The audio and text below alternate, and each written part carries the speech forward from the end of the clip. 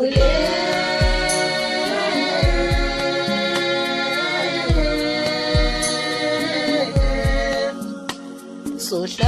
sikhumbula mfowethu ngemisebenzi yakhe mihle. Sohlala sikhumbula mfowethu ngemisebenzi yakhe mihle. Ulale emjijeni ecala, ulale